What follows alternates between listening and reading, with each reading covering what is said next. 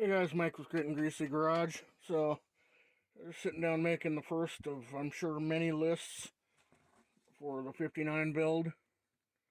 I got it broken down into engine, transmission, engine compartment, suspension, stuff like that. Different categories.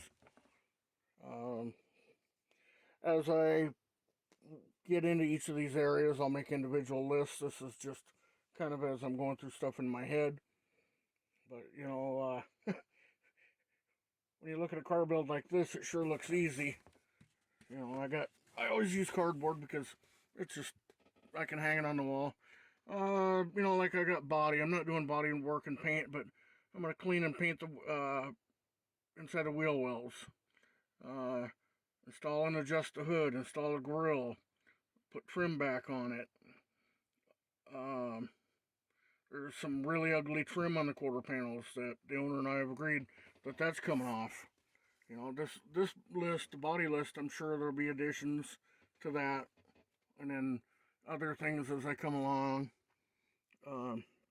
Down here, I still got to figure out steering column, decide on the fuel tank situation, whether the one in it's still good or if I need to order one. Look into a proportioning valve. Get a bid on the drive line because I have to have a custom drive shaft made, align the front end, break-in engine. I left myself plenty of room here because this side will get filled up with other lists as I need them. And when we finally get down to the cars, I got to add another one to this. Exhaust. I've got headers for it, so I got to figure out what mufflers to use. I haven't decided. I guess I'm just gonna watch some videos and listen to some cars and see what sounds good. Um, Not real fond of the Flowmaster sound. Probably going to go with a quality glass pack. Glass packs always sound good on old hot rods. And good ones last a lot longer than the cheap ones. So, this is the kind of stuff that I got to think about yet over time. But in the end, it is important stuff because I can't just send the car out the door with open headers. And, front end alignment. Well, I'm not going to turn the car over to a customer with an unaligned front end. He wants to be able to get in it and drive it pretty much when it leaves me. Now it will leave me to go have things done like alarm system, stereo system. I am running all the stereo wiring because I know what the car is going to have for a system, but I'm not installing any stereo components. He can have that done at a stereo shop, but I don't want somebody getting into this brand new wiring harness and chopping up the electrical, so I'm going to run all that stuff. Going to relocate the battery to the trunk just to get it out of sight, out of mind. We'll put an Optima in it so it won't be an issue.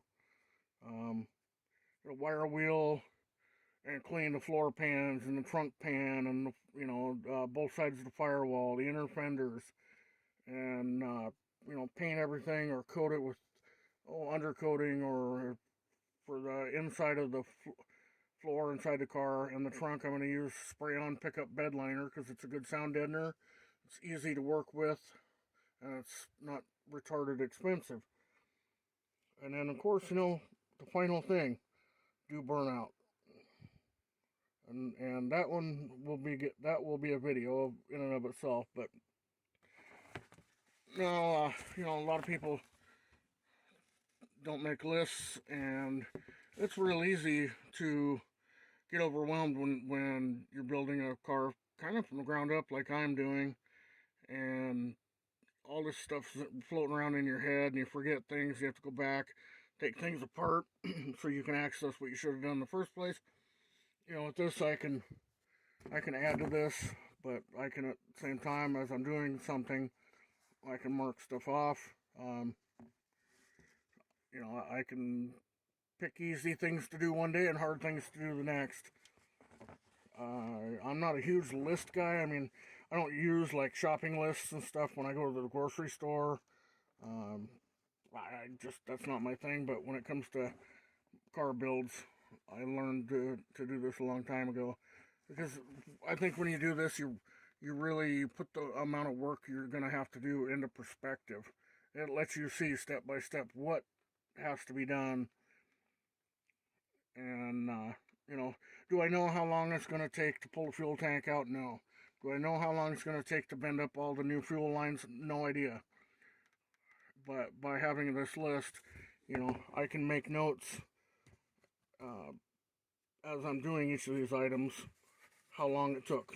I can put how many hours or how many minutes, and then when I sit down to write up the bill at the end, I know what I did. I've added the list as I went on. I kept track of time. And even if you're not building a car for somebody else, keep track of time, because your time is worth something.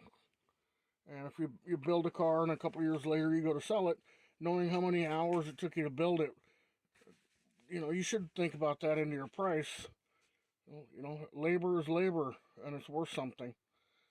And I think it's just interesting to know how much time it takes overall. It's hundreds of hours, and none of this is make it pretty stuff like interior or paint and body work on the outside of the car. Um, I am installing new carpet, and I'm putting the existing old door panels and seats back in, which are fairly nice. Now the owner wants to have them reupholstered, but that's up to him. But the car will roll out the same way it rolled in, with primer on it, and he's going to spend money on hours and hours having paint and body work done, especially since he wants to paint it black. But no, like I say, this just puts it kind of in a perspective of what I'm facing, and also I can go through this, and I know that I've already ordered the parts and received them for all these things. Starter, alternator, plug wires. Um, there's the plug wire holders. Those take time to install and route the plug wires and do all that. So it's on the list. The engine has to be ran and broke in. The transmission's brand new, so it's got to be installed and broken and stuff. So yeah, all this stuff. Cooling system. I mean, I didn't even put cooling system on here. So there's one I'll add on the back. So already, even before I start on the car, I'm adding to the list. So anyway, guys, that's enough rambling out of me. This is a little longer video than normal, but just how kind of my thoughts and outlooks on preparing for a car build of the magnitude I'm doing. This isn't just an engine swap. This is everything, a whole car. Make sure the door is open and closed. Take the window glass out and take it to a glass shop and have new glass cut. Make sure they roll up and down. Make it a usable, drivable, comfortable car.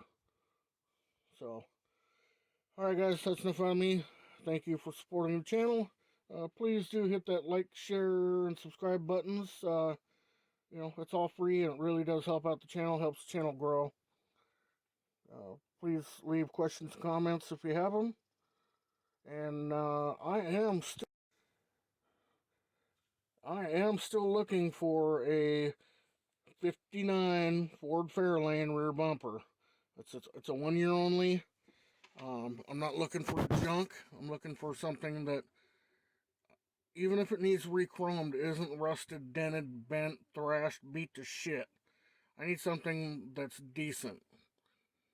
And if you have something like that, in my about section, you can get my email and shoot me an email, or which is greasypaws1959 at gmail.com. And you can leave it in the comments. But if somebody knows where a rear bumper is, or somebody that has one, please let me know, because we've been looking for a few months now and have no idea. And that is the one piece of trim or body accessory that we don't have that we really need. So, all right, guys, have a good one. Thank you.